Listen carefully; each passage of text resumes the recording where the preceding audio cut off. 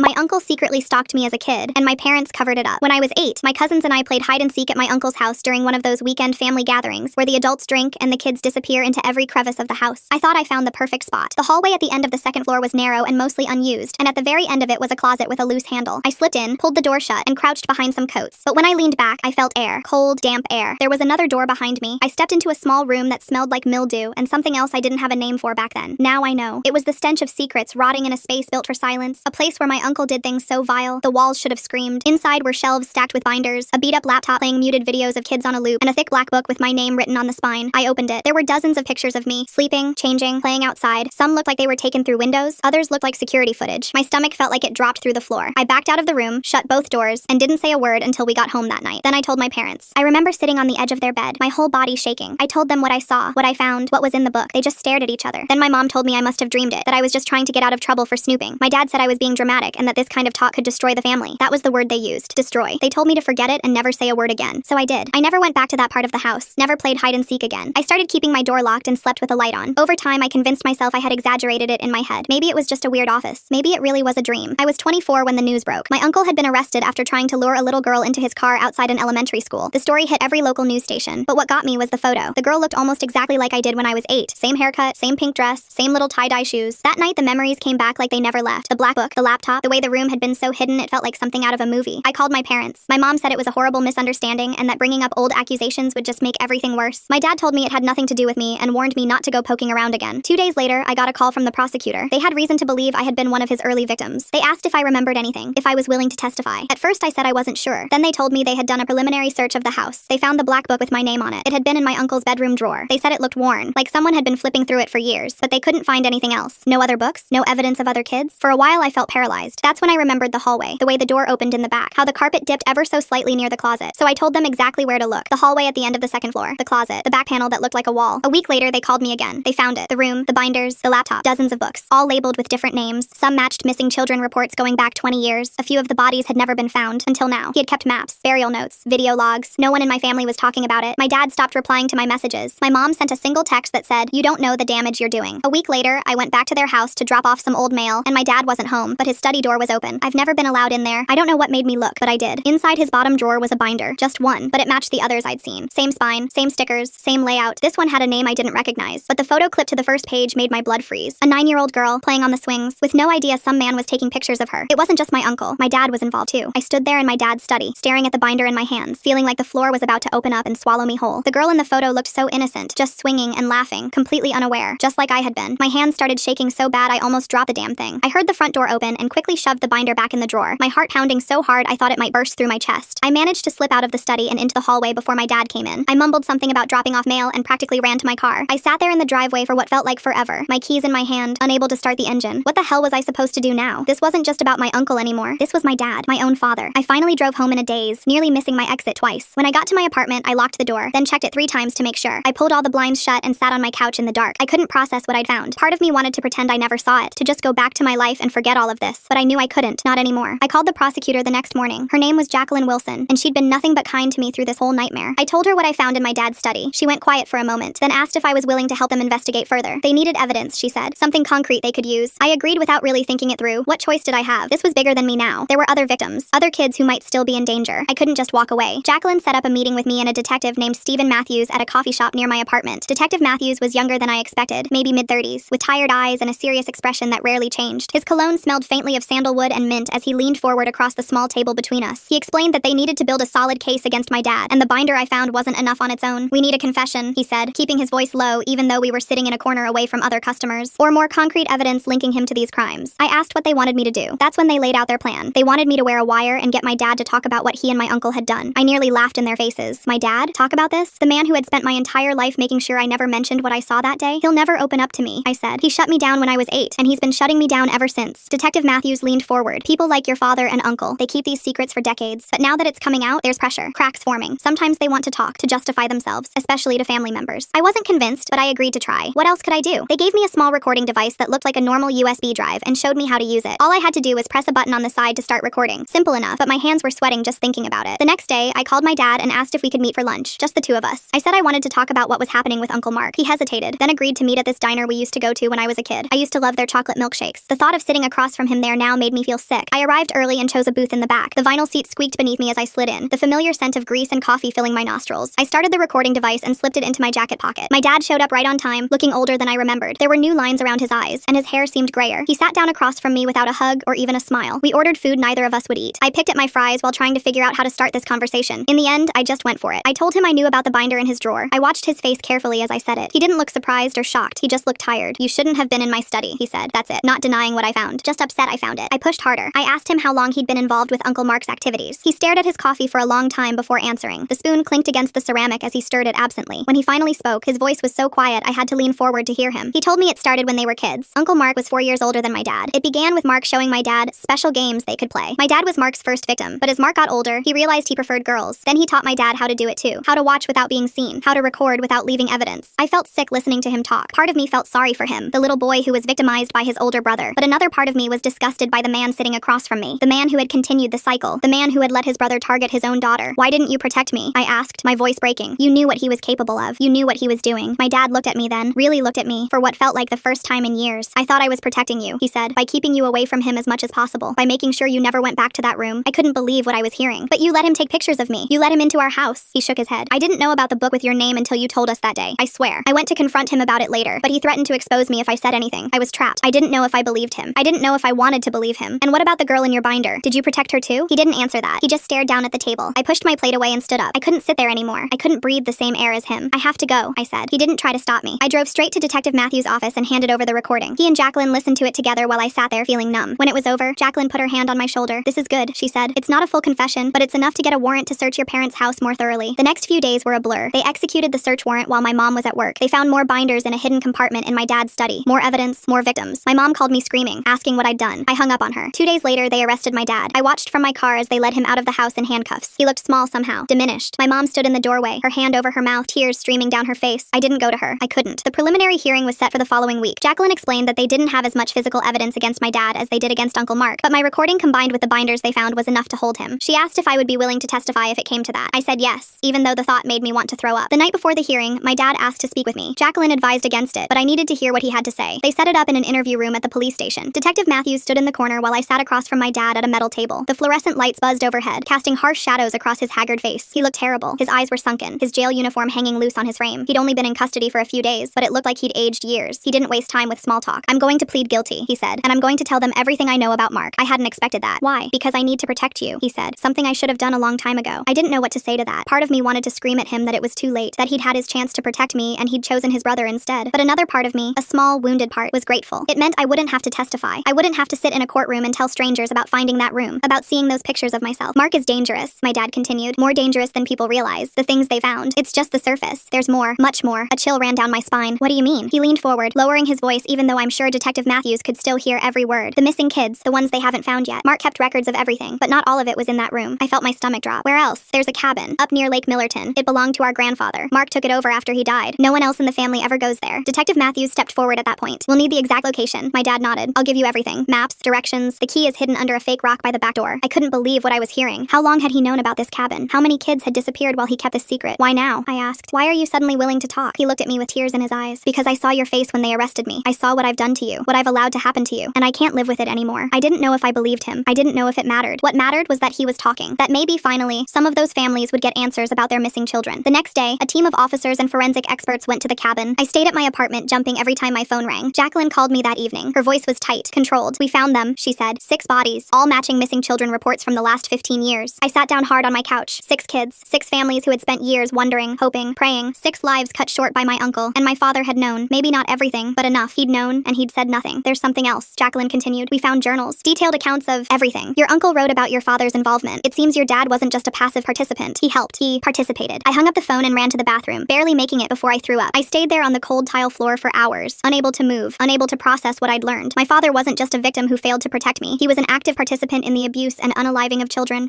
like me. The next morning, I woke up still on the bathroom floor, my body stiff and aching. I checked my phone to find dozens of missed calls and texts, some from Jacqueline and Detective Matthews, some from reporters who had somehow gotten my number, and one from my mom. "We need to talk," was all it said. I didn't want to talk to her. I didn't want to hear her defend my dad or blame me for what was happening, but a small part of me wondered if she had known too, if she had been part of it somehow. I needed to know. I agreed to meet her at a park near my apartment. Neutral ground, public, safe. I got there early and sat on a bench watching people walk their dogs and jog along the paths. Normal people people living normal lives. I wondered if I would ever feel normal again. My mom showed up looking like she hadn't slept in days. Her hair was unwashed, her clothes wrinkled. She sat next to me without saying hello. We both stared straight ahead for a long time. The sound of children playing on the nearby playground created a surreal backdrop to our silence. Did you know? I finally asked. About Dad and Uncle Mark? She shook her head slowly. Not everything. Not the unaliving. But I knew something wasn't right between them. The way Mark looked at you sometimes. The way your dad would get so angry whenever you mentioned that day you found the room. And you did nothing, I said. It wasn't a question. She turned to look at me then, her eyes red-rimmed and desperate. I was afraid. Afraid of losing everything. Afraid of what would happen to our family. Afraid of what would happen to you if it all came out. So you let it continue. You let other kids get hurt. She flinched like I'd slapped her. I didn't know about the other children. I swear I didn't know how far it went. I didn't know if I believed her. I didn't know if it mattered. The damage was done. Lives were destroyed, including mine. What happens now? She asked, her voice small. Now they go to prison, I said, for a very long time, maybe forever. And us? What happens to us? I looked at her then, really looked at her. The mother who had failed to protect me, who had chosen silence over truth, who had put her comfort above my safety, above the safety of other children. I don't know, I said honestly. I don't know if there is an us anymore. She started crying then, quiet sobs that shook her shoulders. I didn't comfort her. I couldn't. I just sat there, feeling nothing but a strange, hollow emptiness where my family used to be. The weeks that followed were a nightmare of police interviews, prosecutor meetings, and reporters camping outside my apartment. I took a leave of absence from work. I couldn't focus, couldn't sleep, couldn't eat. I lost 15 pounds in 3 weeks. My uncle's case was proceeding quickly. The evidence against him was overwhelming. My dad's case was more complicated. His confession helped, but his lawyer was trying to paint him as a victim too. Someone who had been groomed and manipulated by his older brother. Someone who deserved leniency. I met with Jacqueline regularly to prepare for the possibility that I might need to testify. She was worried about my mental state. She suggested I see a therapist, gave me names of people who specialized in trauma. I put the list in a drawer and didn't look at it. One night, about a month after my dad's arrest, I got a call from the county jail. It was my dad. I almost didn't accept the call, but something made me press the button. I need to tell you something, he said without preamble. Something I haven't told the police yet. My heart started racing. What is it? There's another place. Another cabin. Near the state line. Mark owns it under a different name. There are more records there. More evidence. I felt sick. Why are you telling me this? Why not tell the police directly? He was quiet for a moment. Because I wanted you to know that I'm trying to make things right, as much as I can. I know it doesn't change what happened, what I did, what I allowed to happen to you, but I need you to know that I'm trying. I didn't know what to say to that. I told him I would pass the information to Detective Matthews and hung up. I sat in the dark of my apartment for a long time after that call, trying to make sense of my feelings. I hated my dad for what he'd done, for his weakness, for his complicity. But a small part of me, a part I wasn't proud of, was grateful that he was finally doing the right thing, even if it was too late. I called Detective Matthews the next morning and told him what my dad had said. He thanked me and promised to check it out right away. 2 days later, Jacqueline called to confirm they had found the second cabin, and more evidence, more victims. The scope of my uncle's crimes was growing, becoming something almost too horrific to comprehend. My dad's preliminary hearing was scheduled for the following week. His lawyer was still pushing for a plea deal, but the prosecutor was resistant, especially with the new evidence coming to light. I wasn't sure what I wanted to happen. Part of me wanted him to face the maximum punishment possible. Another part of me just wanted it all to be over. The night before the hearing, I couldn't sleep. I paced my apartment, checking the locks over and over. Around 3 a.m., I found myself looking at the list of therapists Jacqueline had given me. I picked up my phone and sent an email to the first name on the list, asking for an appointment. It was a small step, but it felt important somehow. An acknowledgement that I needed help, that I couldn't handle this alone. The next morning, I got dressed carefully for the hearing. I wanted to look strong, composed. I didn't want my dad or anyone else to see how broken I felt inside. I drove to the courthouse with my windows down, the cool morning air helping to clear my head. Jacqueline met me outside, her face serious. "Are you ready for this?" she asked. I nodded, even though I wasn't sure if anyone could ever be ready for something like this. We walked into the courthouse together, past the reporters and cameras. I kept my head down, ignoring the shouted questions. Inside, I took a seat in the back of the courtroom. I didn't want to be too close, didn't want to have to look my dad in the eye. The room filled up quickly. Reporters, legal staff, curious onlookers. My mom came in but sat on the opposite side of the room. We didn't acknowledge each other. When they brought my dad in, I almost didn't recognize him. He looked so small in his orange jumpsuit, his shoulders hunched, his eyes downcast. He didn't look around the room, didn't try to find me in the crowd. He just sat next to his lawyer and stared at the table in front of him. The hearing proceeded quickly. The charges were read, the evidence summarized. My dad's lawyer spoke briefly about his client's cooperation, his willingness to testify against his brother. The prosecutor countered with the severity of the crimes, the number of victims, the years of deception. And then, unexpectedly, my dad asked to speak. The judge allowed it, though he looked skeptical. My dad stood up slowly, his hands shaking. He didn't use notes. He just spoke, his voice quiet but clear in the hushed courtroom. "I know that nothing I say can undo what I've done," he began. "I know that I don't deserve forgiveness or mercy, but I want the court to know that I am pleading guilty not as part of any deal, not to get a lighter sentence, but because it's the right thing to do. Because those families deserve the truth. Because my daughter deserves the truth." He looked up then, scanning the room until he found me. Our eyes met for a brief moment before I looked away. I couldn't bear to hold his gaze. I failed as a brother when I didn't stop Mark. I failed as a father when I didn't protect my child. I failed as a human being when I participated in these horrible acts. I accept whatever punishment the court decides is appropriate. All I ask is that my cooperation be taken into account not for my benefit, but to ensure that Mark never has the opportunity to hurt another child again. The courtroom was silent when he finished. I sat there, tears streaming down my face, unsure of what I was feeling. Relief? Anger? A twisted kind of closure? Maybe all of those things at once. The judge thanked my dad for his statement and announced that formal sentencing would take place after a pre-sentence investigation. My dad was led away, back to his cell to await his fate. I watched him go, this man who had been my father, who had betrayed me in the most fundamental way possible, who was now trying, too late, to do the right thing. Jacqueline found me outside the courtroom, sitting on a bench, staring at nothing. She sat next to me, not speaking, just offering her presence. After a while, she told me that because of my dad's cooperation, they might be able to close dozens of cold cases, bring closure to families who had been waiting years for answers. It was something at least. A small good coming from so much evil. I nodded, unable to find words. I was exhausted, drained in a way I had never experienced before. But underneath the exhaustion was something else, something that felt almost like a beginning of healing. The truth was out, the secrets exposed to light. It wasn't an ending. I knew the road ahead would be long and painful, but it was a start. As I walked out of the courthouse into the bright afternoon sun, I took a deep breath. For the first time in weeks, maybe years, it felt like a real breath, like my lungs could expand fully, like the weight on my chest had lightened just a little. I had no idea what would happen next. I didn't know if I would ever speak to my mother again. I didn't know how I would rebuild my life after this. I didn't know if the nightmares would ever stop, but I knew one thing for certain. I had survived. I had spoken the truth. I had broken the cycle of secrets and silence that had nearly destroyed me, and for today, that was enough. I didn't sleep at all that night. I kept thinking about what my dad had said about protecting me. It was such bullpoop. If he wanted to protect me, he should have done it when I was 8. He should have turned in his brother the moment I told him what I found. Instead, he chose to protect a monster, to be a monster himself. The next morning, I got a call from Detective Matthews. They'd found even more evidence at the second cabin my dad had told them about. Photos, videos, journals, all meticulously organized and dated. Some of the material went back 30 years. 30 effing years of abuse that no one stopped. Your dad's cooperation is making a huge difference in building our case, Matthews told me. The DA thinks we can get life without parole for your uncle. I should have felt relieved, but all I felt was numb. What about my dad? That's more complicated, Matthews said. His lawyer is pushing hard on the he was a victim too angle. With his cooperation, he might get a reduced sentence. The thought of my dad getting less time made my stomach turn. Victim or not, he'd made choices. Terrible choices that hurt children. That hurt me. I need to see him again, I said, surprising myself. Before any deals are made. Matthews hesitated. Are you sure that's a good idea? I wasn't sure of anything anymore, but I knew I needed answers only my dad could give me. I'm sure. 2 days later, I was back in that same interview room at the police station. My dad looked even worse than before. The orange jumpsuit hung off his frame like he'd lost 20 pounds. His eyes were sunken, his skin gray. He looked up when I walked in, a flicker of something like hope crossing his face before disappearing. Thank you for coming, he said, his voice hoarse. I sat down across from him, keeping my hands in my lap so he wouldn't see them shaking. I'm not here for you. I'm here for me. I need answers. He nodded slowly. Anything. Ask me anything. Did you ever? I couldn't finish the sentence. The question that had been haunting me since I found that binder in his drawer. He seemed to understand what I was asking. Never.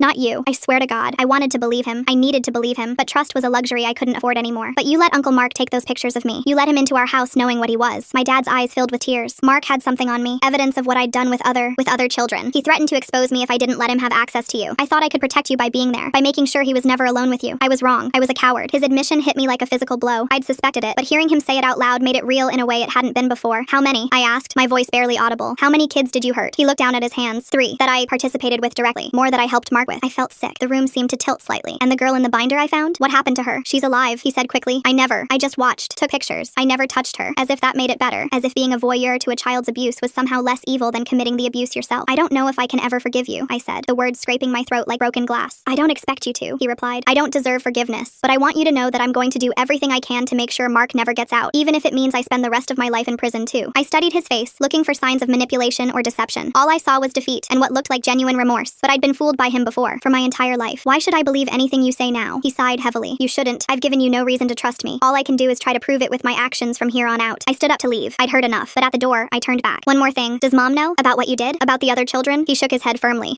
She knew something was wrong between Mark and me. She suspected Mark might have inappropriate interests, but she never knew about my involvement. I kept that from her. I nodded, not sure if I believed him, but wanting to. The thought of my mom knowing, of her allowing this to happen, was almost too much to bear. As I was leaving, Detective Matthews caught up with me in the hallway. Your dad just gave us names, 3 more victims we didn't know about, and locations for 2 more sites where your uncle might have hidden evidence. I leaned against the wall, suddenly exhausted. Is it ever going to end? How many kids did they hurt? Matthews looked grim. We don't know yet, but we're going to find out, thanks to your dad's cooperation. I laughed bitterly. Don't make him sound like a hero. He's only talking to save his own skin. Maybe, Matthews conceded, but the information is still valuable. It's still helping us build our case. I left the police station feeling hollow. The bright summer day seemed at odds with the darkness I was carrying inside me. I drove aimlessly for hours, eventually ending up at a park I used to visit as a kid. I sat on a bench and watched children play, their parents hovering nearby, vigilant and protective, the way parents should be. My phone rang. It was Jacqueline Wilson, the prosecutor. We've got a problem, she said without preamble. Your uncle is offering a deal. He says he has information about other perpetrators, a whole network of them. In exchange, he wants a reduced sentence. My blood ran cold. You can't seriously be considering it. We have to consider all options, Jacqueline said carefully. If there really is a network, there could be dozens more victims out there. Children who are being abused right now. I closed my eyes, trying to process this new horror. What does my dad say about this network? He claims he doesn't know anything about it. Says Mark kept him isolated, that their activities were just between the 2 of them. And you believe him? Jacqueline sighed. I don't know what to believe anymore. This case keeps getting bigger, more complicated. We need to be sure we're getting the full picture. After we hung up, I sat there for a long time, watching the sun set over the park. The thought of my uncle getting any kind of deal made me physically ill, but if there were other children at risk, I didn't know what the right answer was. The next day, I got a call from a number I didn't recognize. It was my cousin Jake, the same cousin I'd been playing hide and seek with all those years ago. We hadn't spoken in months, not since before my uncle's arrest. I need to see you, he said, his voice tight with emotion. There's something I need to tell you. We met at a coffee shop downtown. Jake looked terrible, like he hadn't slept in days. His hands shook as he lifted his coffee cup. I knew, he said without preamble. I knew about the room, about what my dad was doing. crying. I stared at him, speechless. Jake was 3 years older than me. He would have been 11 when I found that room. How? I finally managed to ask. I found it the same way you did, playing hide and seek. But a year before you did, my dad caught me in there. Jake's voice broke. He made sure I never told anyone. The implication was clear. Jake had been a victim too. My heart broke for him, for the scared little boy he'd been. Why are you telling me this now? I asked gently. Because I heard he's trying to make a deal, claiming there's some network of pedophiles he can expose. Jake's face hardened. It's bullpoop. There's no network. Just him and your dad. He's lying to save himself. I believed Jake. Something about the certainty in his voice, the pain in his eyes. Will you tell the police? The prosecutor? He nodded slowly. That's why I wanted to see you first. I needed you to know that I'm sorry. Sorry I didn't protect you back then. Sorry I kept quiet for so long. I reached across the table and took his hand. You were a child, Jake. It wasn't your responsibility to protect me. It was the adults who failed us both. 2 days later, Jake gave his statement to Detective Matthews and Jacqueline Wilson. His testimony, combined with my dad's continued cooperation, was enough to convince the DA to reject my uncle's offer. No deals. They were going for maximum sentences for both men. The preliminary hearings were set for the following month. I wasn't sure if I could face being in the same room as my uncle and my dad, listening to the details of their crimes laid bare. But I knew I had to be there. For myself, and for all the other victims who couldn't speak for themselves. The night before the hearings, my mom showed up at my apartment unannounced. I almost didn't answer the door, but something made me look through the peephole. She looked terrible, thin, pale, with dark circles under her eyes. I let her in but kept my distance, standing with my arms crossed while she perched awkwardly on the edge of my couch. I've left your father, she said after a long silence. I've filed for divorce. I didn't know what to say to that. It seemed like the obvious thing to do given the circumstances. I want you to know that I never knew, she continued, her voice breaking. About the other children, about what he was doing with Mark. I swear to you I didn't know. But you knew something wasn't right, I said, unable to keep the accusation out of my voice. You knew I wasn't lying about what I found that day. She nodded, tears streaming down her face. I was afraid of what it would do to our family, afraid of losing everything. I told myself you must have misunderstood, that it couldn't be as bad as it seemed. Children died, Mom. Children were abused and murdered while you were worried about keeping up appearances. She flinched like I'd slapped her. I know. I'll never forgive myself for that. Never. I didn't have it in me to comfort her. Her guilt was her own to bear, just as my trauma was mine. I don't know if we can ever fix this, I said honestly. I don't know if I want to try. She nodded, wiping her tears. I understand, but I want you to know that I'm here if you ever need me, if you ever want to talk. After she left, I sat alone in my apartment, thinking about family and betrayal and the long road ahead, the hearings, the trial, the media attention that would follow. It would be brutal, but I would get through it. I had survived this long. I would survive the rest. The day of the hearings dawned bright and clear. I dressed carefully in clothes that made me feel strong. Dark jeans, a crisp button-down shirt, boots with a solid heel that made a satisfying sound when I walked, armor of a sort. Jacqueline met me outside the courthouse. Are you ready for this? I took a deep breath. As ready as I'll ever be. Inside, the courtroom was packed. Reporters, legal teams, family members of victims. I saw Jake sitting with his mom, my Aunt Diane, near the front. She looked broken, aged decades in just a few months. Jake gave me a small nod when our eyes met. When they brought my uncle in, I forced myself to look at him directly for the first time since his arrest. He seemed smaller somehow, less intimidating than the monster who had loomed so large in my nightmares. His eyes darted around the room, calculating, still looking for angles even now. My dad came in separately. He didn't look up, didn't search the crowd for familiar faces. He just sat next to his lawyer, shoulders slumped in defeat. The hearings proceeded with clinical efficiency. Charges read, evidence presented, testimony given. I listened as Detective Matthews described what they found in the hidden room, in the cabins, in my dad's study. I listened as the medical examiner detailed cause of death for the victims they had recovered. I listened as Jake testified about his own abuse, his voice steady despite the horror of his words. And then it was my turn. I walked to the witness stand, took the oath, and told my story. Finding the room, the black book with my name, the pictures, being dismissed by my parents, the years of fear and doubt, finding the binder in my dad's drawer, all of it. I didn't cry. I didn't falter. I just told the truth finally, after all these years of silence. When it was over, the judge ruled that there was more than enough evidence to proceed to trial for both men. No bail. They would remain in custody. As they were led away, my dad looked at me one last time. I held his gaze steadily until he was gone. Outside the courthouse, reporters shouted questions that I ignored. Jacqueline walked me to my car, promising to keep me updated on next steps. Jake caught up with us in the parking lot. You did good in there, he said simply. So did you, I replied. We stood there awkwardly for a moment, two survivors linked by trauma and blood. Maybe we could get coffee sometime, he suggested. Talk about normal stuff. I found myself nodding. I'd like that. As I drove home, I thought about the long road still ahead, the trial, the sentencing, the lifetime of processing what had happened to me, to Jake, to all those other children. It wouldn't be easy. There would be bad days, nightmares, moments when the weight of it all seemed too much to bear. But for the first time in as long as I could remember, I felt something like hope. The truth was out, the secrets exposed. My uncle and my dad would face justice for what they had done. It wasn't an ending, not really, but it was a beginning, a chance to build something new from the ashes of what had been destroyed. I wasn't okay. Not yet. Maybe not for a long time, but I would be, someday. And until then, I would keep putting one foot in front of the other, keep telling the truth, keep surviving. It was enough for now.